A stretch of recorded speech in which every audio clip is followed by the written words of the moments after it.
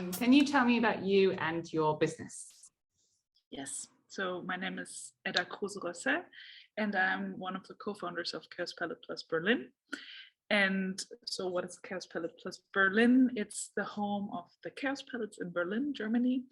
And we're offering a learning platform for design and sustainable and meaningful entrepreneurship and positive change to bring that to Germany. And through that work, kind of transform the educational system. And our work is very much founded on the belief that we can create collective social impact by collaborative initiatives, by innovative design, by learning from activism and practicing value-based leadership.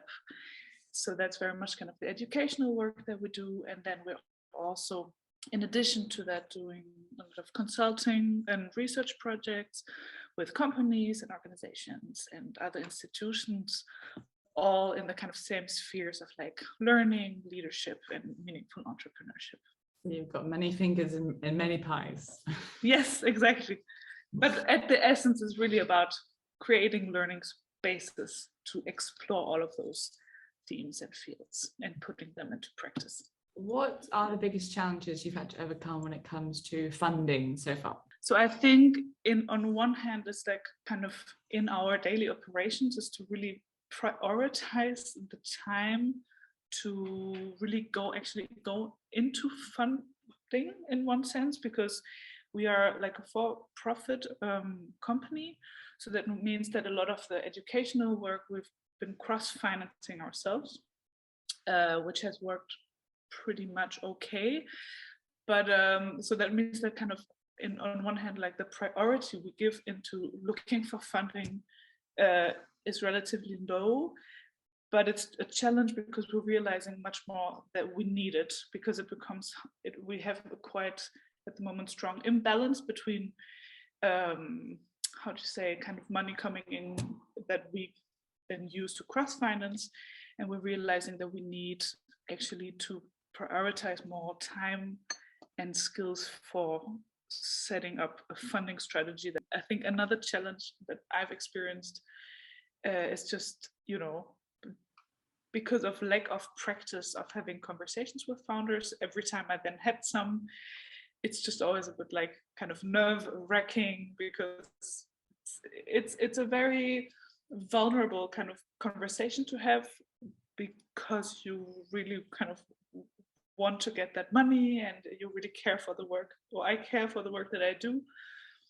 And I just think there's a very interesting and emotional kind of dynamic in that conversation, and almost like kind of power.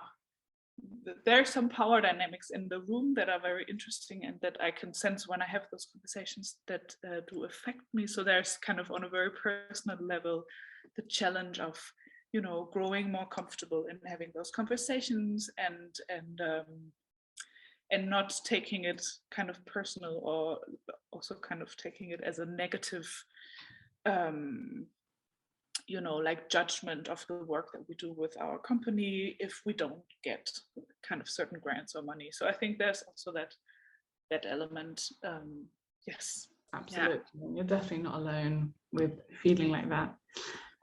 What made you want to join the funding school? I think it's because I have been aware that, like, on a personal level, it's just kind of a skill set and a field that I have not yet explored, and also am aware that kind of that competency is like one that we're a bit lacking in my team.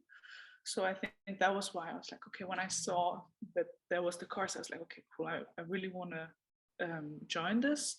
But I think there's definitely also been the element of wanting to join like a community of other creators and initiators and go into a collective learning process around those topics.